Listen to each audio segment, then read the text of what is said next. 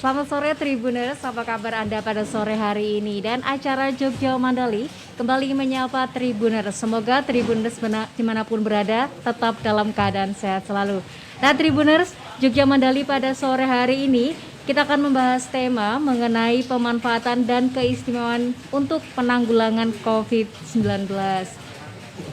Untuk membahasnya, kita akan membahasnya lebih jauh dan sudah menghadirkan narasumber. Ketiga narasumber utama kita, yang pertama ada Ketua Komisi A DPRD DIY dari fraksi PDIP Bapak Eko Suwanto, kemudian Ketua Satuan Polisi Pamong Praja DIY Bapak Noviar Ahmad, dan kemudian yang ketiga Kepala Bagian Pelayanan Umum Paniradia Keistimewaan Ibu Ariyanti Luhur Tri Setiarini.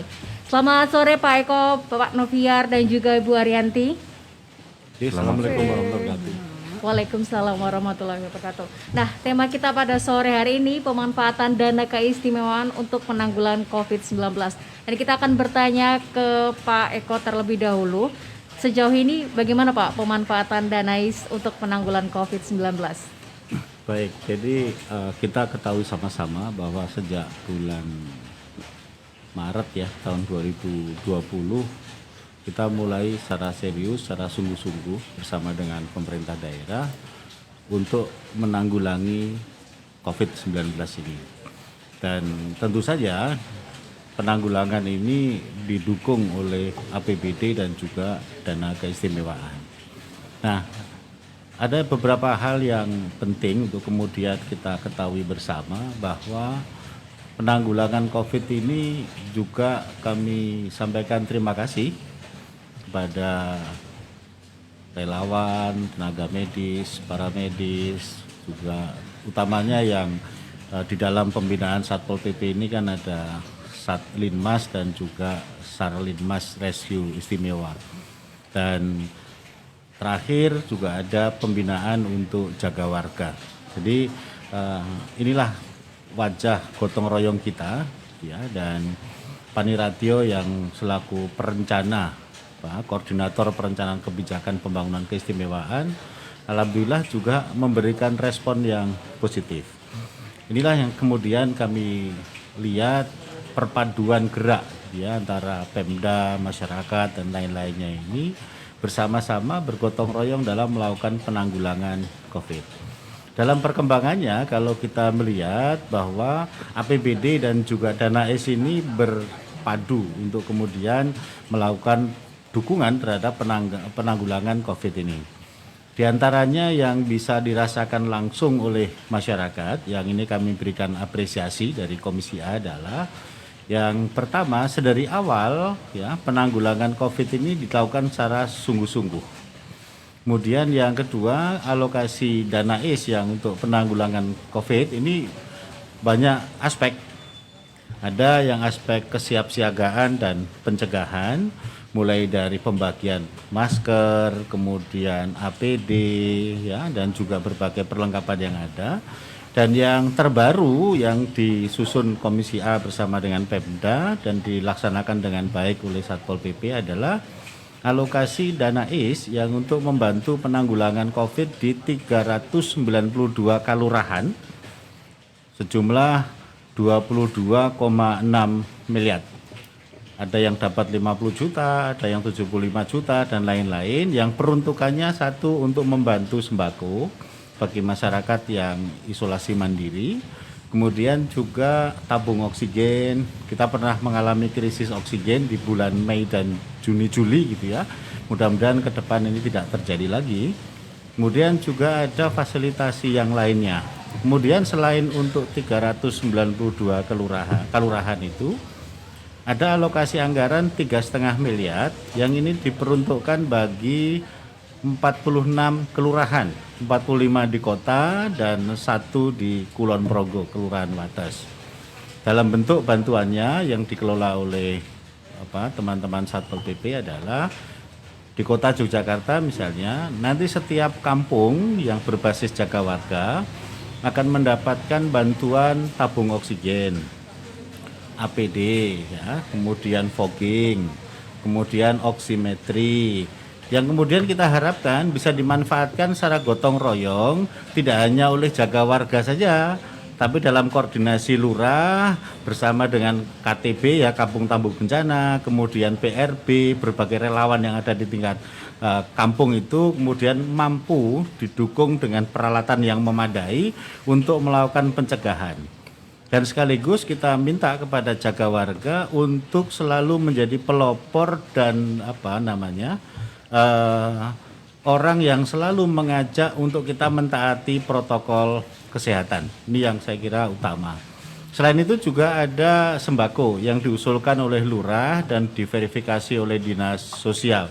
Nah, kabar baiknya adalah insya Allah nanti untuk sembakonya yang kurang lebih ada 4.000 paket ya, ada 3.000 sekian ya, jadi ada 4.000 paket. Insya Allah nanti tanggal 4 kita akan mendampingi Satpol PP dan juga teman-teman Paniradio untuk menyerahkan kepada masyarakat secara langsung melalui lurah di masing-masing wilayah.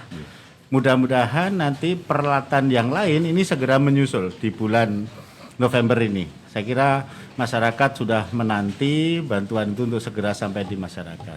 Nah, beberapa bantuan yang lain yang saya lihat dari sumbernya Danais, diantaranya adalah yang sudah jalan ya, itu ada sekitar 16 miliar yang untuk membantu 115 koperasi yang ada di Jogja untuk kemudian menggerakkan perekonomian rakyat.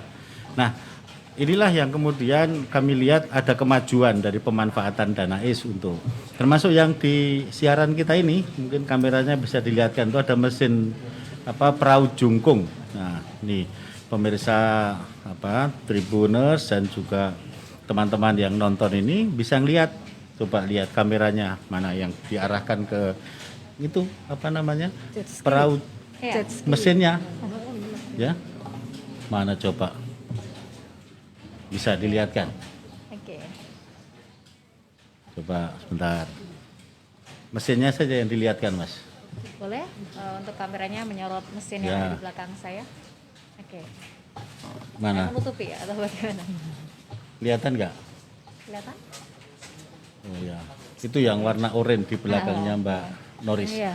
Itu yang sumbernya dari Danais yang dialokasikan untuk membantu SAR Rescue Istimewa ini. Ada perahu jungkung, ada ambulan juga ya, kemudian ada juga mobil jenazah. Jadi ada beberapa yang saya kira baik. Nah, catatan kritisnya adalah ada 3. Yang pertama, mari kita pahami penyusunan anggaran termasuk Danais ini dimanfaatkan untuk menyelesaikan kedaruratan COVID ini. Jadi APBD dan Danais harus menjadi salah satu kesatuan untuk mendukung operasi penanggulangan COVID yang pertama. Yang kedua untuk menciptakan lapangan kerja, meningkatkan pendapatan masyarakat. Ini agenda prioritas yang menurut saya harus diselesaikan dalam waktu dekat. Sehingga tidak perlu dipisahkan antara APBD dengan Danais. Danais ini sumber tambahan anggaran, dia support, ya, maka dia harus berpedoman kepada rencana kontingensinya. Sehingga mana yang bersumber dari Danais, mana yang bersumber dari APBD tidak perlu kita persoalkan. Yang terpenting adalah masyarakat terbantu. Ini yang saya kira paling utama. Nah, kritik yang kedua adalah panjangnya prosedur.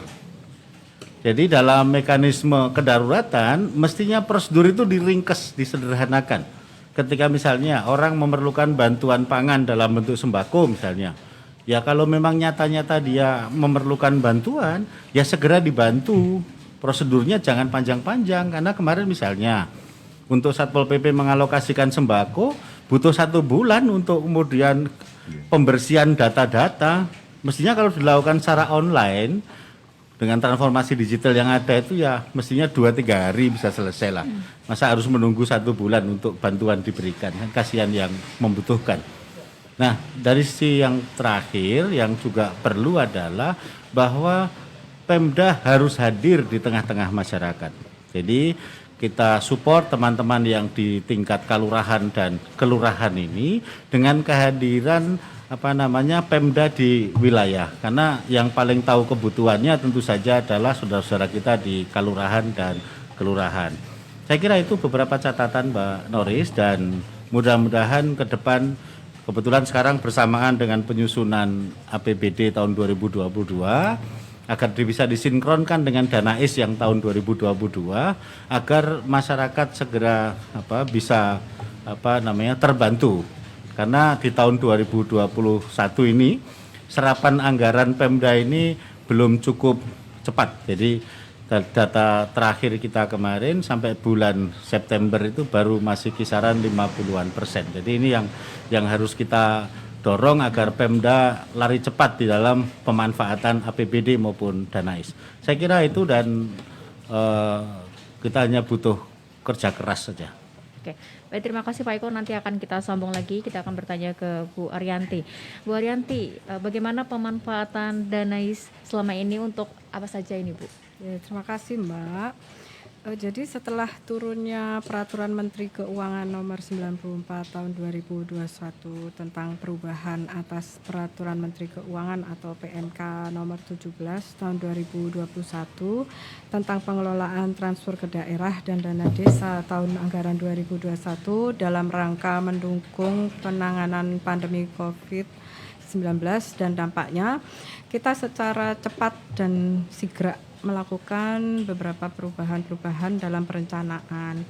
Nah, di dalam perencanaan DAIS sebetulnya sebelumnya sudah ada program-program yang itu memang untuk penanganan COVID-19, seperti penanganan kesehatan. Di sana ada alokasi 30M sekian gitu.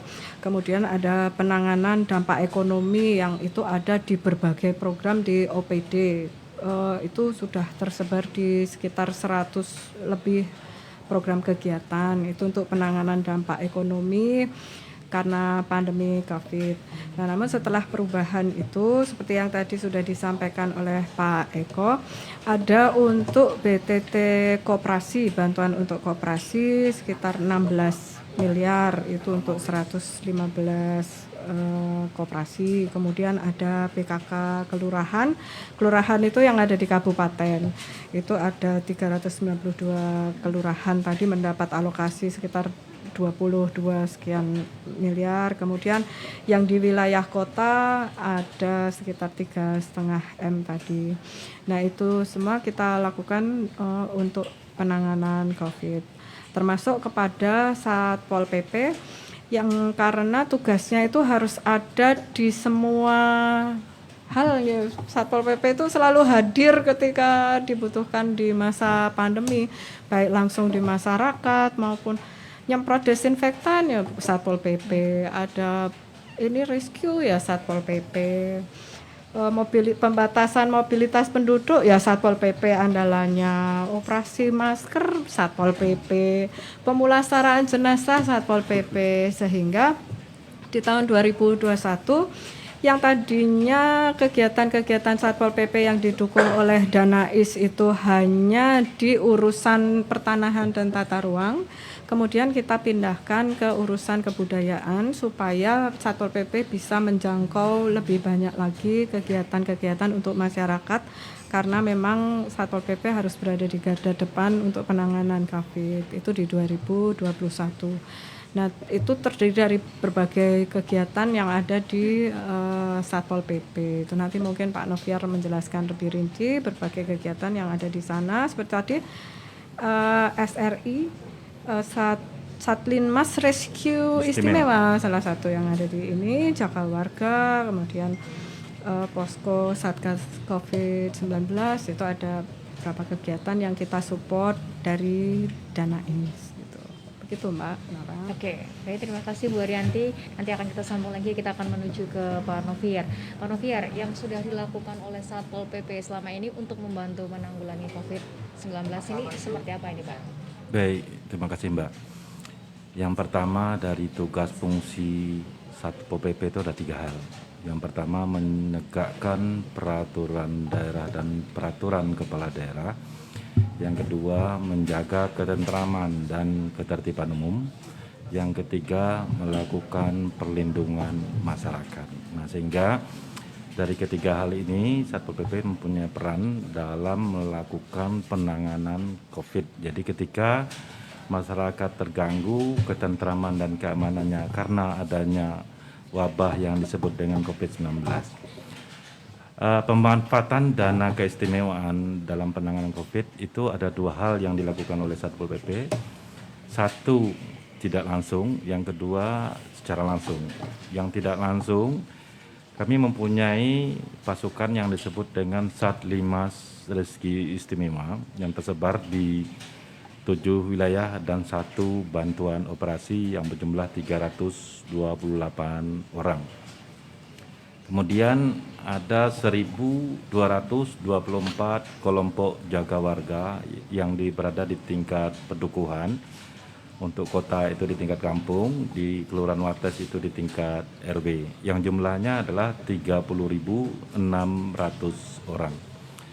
Pembiayaan dari Satlimas Rezeki Istimewa dan pembinaan jaga warga itu bersumber dari dana keistimewaan. Jadi semenjak bulan Maret 2020, tugas-tugas dari Satlimas Rezeki Istimewa dan tugas dari jaga warga kita alihkan dari awalnya adalah melakukan pencarian pertolongan, tetapi melakukan penanganan COVID di wilayah. Mulai dari penegakan protokol kesehatan di objek wisata, melakukan pemulasaran jenazah COVID di seluruh wilayah, kemudian khusus untuk jaga warga, kita minta juga melakukan penegakan pencegahan terhadap COVID yang berada di tingkat pedukuhan, kampung, dan RW. Kemudian semenjak adanya perubahan PMK tentang pemanfaatan dana AIS untuk penanganan COVID, maka kami dari Satpol PP seperti yang disampaikan Pak Eko, Mbak Ririn tadi, ada 22,6 M yang kita salurkan ke kelurahan dalam bentuk BKK kelurahan di 4 kabupaten yang jumlahnya bervariasi. Jadi bagi satu kelurahan yang kelompok jaga warganya terbentuk kurang dari 50%, maka alokasinya adalah sebesar 50 juta. Bagi kelompok atau kelurahan yang terbentuk lebih daripada 50% dari sejumlah pedukuhan jaga warganya, maka alokasinya sebesar 75 juta rupiah. Ditambah penghitungan pada tanggal 24 Juli 2021 bagi RT yang zona merah, ditambah 1 RT itu sebesar 5 juta rupiah. Jadi yang terbesar itu adalah di Kelurahan Banguntapan, Batu Retno, ya Kapanewon Banguntapan Batu Retno itu sebesar 145 juta. Kemudian yang terkecil adalah 50 juta. Nah, penggunaannya kita dampingi. Sampai hari ini kita melakukan pendampingan terhadap penggunaan BKK kelurahan. Kemudian yang kedua, untuk Kota Jogja dan juga 1 kelurahan yang ada di Wates sebesar 3,5 M. Nah, itu kita berikan bantuan langsung dalam bentuk sembako, kemudian dalam bentuk tabung oksigen, fogging, kemudian APD, termasuk desinfektan dan lain-lain. Nanti tanggal 4 kita akan serahkan secara simbolis nanti dan kami akan antarkan masing-masing ke kelurahan, termasuk ada biaya pengawasan yang dilakukan oleh relawan, nanti dalam bentuk uang kita kasihkan. Itu masing-masing kelurahan ada 4 kali. Nah, nanti silakan nanti Pak Lurah Bu Lurah nanti yang mengatur bagaimana mekanismenya dalam melakukan kegiatan ini. Nah, itu yang untuk dana keistimewaan yang kita lakukan.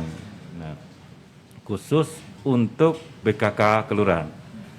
Memang pada saat kita menyalurkan dan syarat proposal itu diajukan, saat itu adalah COVID masih tinggi, masih banyak isoman, masih banyak pemulasaran jenazah yang waktu itu memang kita berjibaku.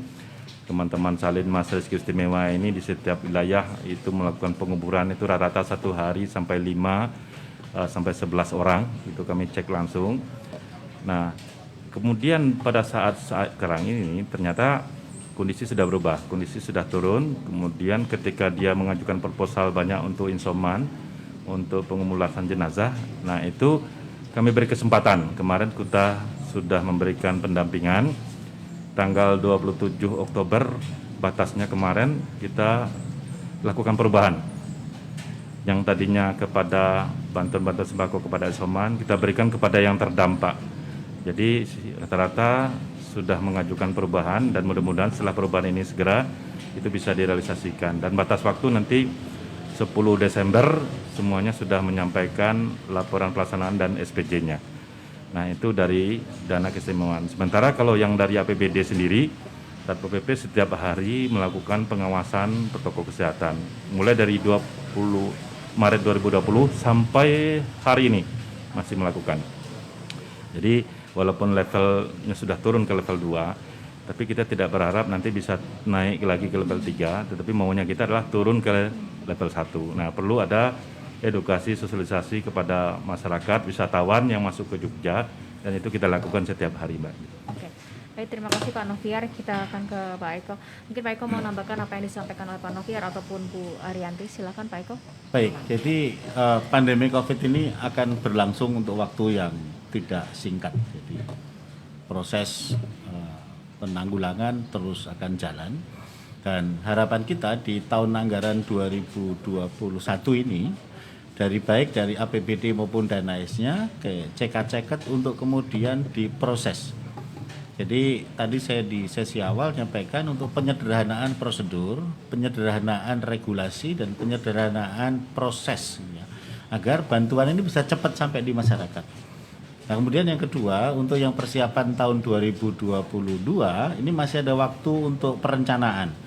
Sehingga harapan kita bulan Januari APBD 2022 maupun dana IS yang 2022 sudah start langsung lari kencang, kira-kira begitu. Ini penting disampaikan agar ada prioritas. Jadi Komisi A ini kan tahun ini melakukan kajian pengawasan. Salah satunya itu kan tentang penanggulangan COVID ini. Hasilnya diantaranya adalah kita dapat laporan dari survei itu ada 4 masalah besar yang dihadapi oleh masyarakat. Diantaranya nomor 1 adalah pandemi COVID itu sendiri. Yang kedua, banyak yang kehilangan lapangan pekerjaan. Yang ketiga, pendapatan masyarakat turun. Yang keempat, harga bahan-bahan pokok naik termasuk obat-obatan dan juga barang-barang yang lainnya. Oleh karena itu, maka harus ada prioritas. Prioritas pertama dalam situasi kedaruratan ini, mari kita selesaikan penuntasan COVID ini dengan lebih kerja keras lagi. Dan yang kedua terkait dengan agenda pemulihan ekonomi tadi untuk penciptaan lapangan kerja dan lain-lain, harapan kita dana S yang dibelanjakan untuk beli sembako, beli peralatan dan lain-lainnya itu bisa dibelinya di Jogja sehingga duitnya bisa muter di Jogja. Saya kira pada prinsipnya teori ekonomi lebihnya dari situ. Sehingga masyarakat bisa berpartisipasi untuk melakukan 2 agenda besar ini. Agenda penanggulangan COVID, kemudian agenda pemulihan ekonomi, termasuk di dalam pemulihan ekonomi itu ada jaminan sosial bagi masyarakat, ada perlindungan sosial bagi masyarakat. Saya kira harapan rakyat itu, dan kita sebagai DPRD terus mendorong Pemda agar lari lebih cepat di dalam menyelesaikan berbagai persoalan tadi bersama stakeholder yang ada. Oke, baik, terima kasih Pak Eko. Mungkin Bu Arianti mau menambahkan apa yang disampaikan Pak Eko? Ya, terima kasih. Ya, Mbak. Kita untuk ke depan memang akan lebih berfokus lagi karena pandemi sudah mereda, maka akan lebih berfokus pada pemulihan dampak ekonomi yang ditimbulkan karena after pandemi ini di berbagai kegiatan untuk mendukung OPD. Karena kita sebagai instansi perencana kan hanya menunggu usulan atau rencana dari OPD, tapi kita selalu mensupport bagaimana upaya pemulihan dampak ekonomi itu. Seperti yang tadi disampaikan oleh Pak Eko, ada lapangan kerja yang hilang, kemudian berbagai pendapatan masyarakat yang menurun dan kenaikan harga itu kita selalu support untuk ketika OPD mengajukan untuk pemulihan dampak ekonomi ini. Oke, baik, terima kasih Bu Arianti.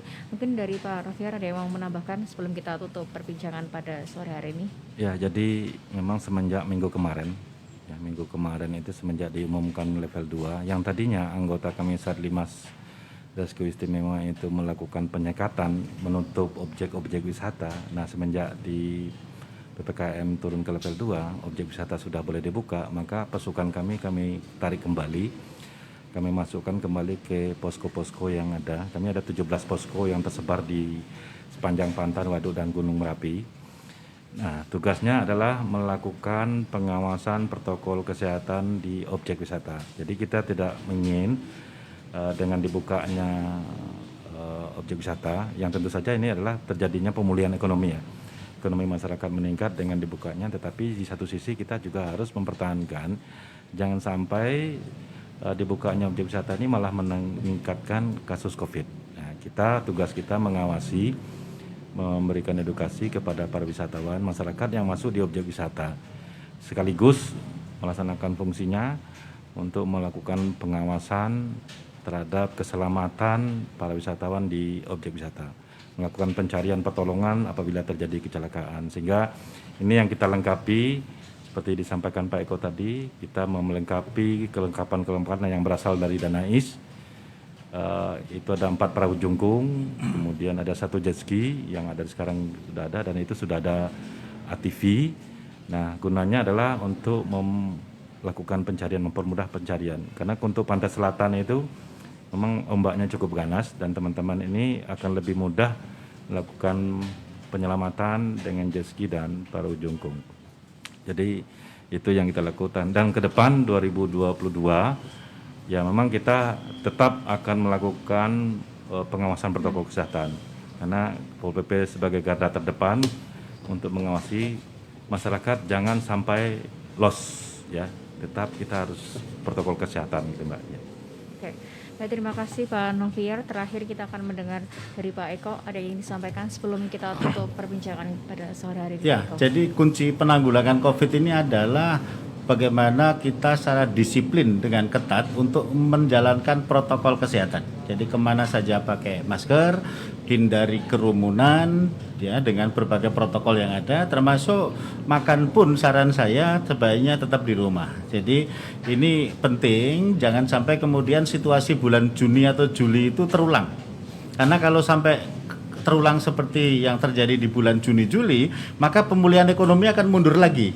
Sehingga salah satu syarat untuk perbaikan ekonomi ini adalah dengan peningkatan protokol kesehatan. Nah, disitulah Satpol PP punya peran yang besar melalui SAR Rescue Istimewa, Jaga Warga, kemudian Satlinmas, serta petugas Satpol PP berpadu padu dengan para relawan yang lain untuk bersama-sama kemudian melakukan penegakan prokes yang ada. Nah, Danais hadir untuk memberikan support terhadap penegakan prokes bersama dengan APBD dan sekaligus untuk pembangunan perekonomian untuk menjawab agar bisa menciptakan lapangan kerja, bisa meningkatkan pendapatan masyarakat, dan tugas lain nanti dari Pemda adalah menjaga stabilitas harga. Saya kira ini beberapa hal yang penting untuk bersama-sama, dan doa saya kita semuanya dalam sehat walafiat sehingga bisa terus bekerja keras. Baik, terima kasih Pak Eko, terima kasih Pak Novier dan juga Ibu Arianti sudah bergabung bersama dengan live streaming Tribun Jogja hari ini. Terima kasih juga untuk Tribuners yang telah menyaksikan acara Jogja Mandali. Terus saksikan live streaming Tribun Jogja setiap harinya karena akan ada tema-tema menarik lainnya. Noris, Bu Arianti, Pak Eko dan juga Pak Novier mohon pamit undur diri. Selamat sore dan sampai jumpa. Selamat sore.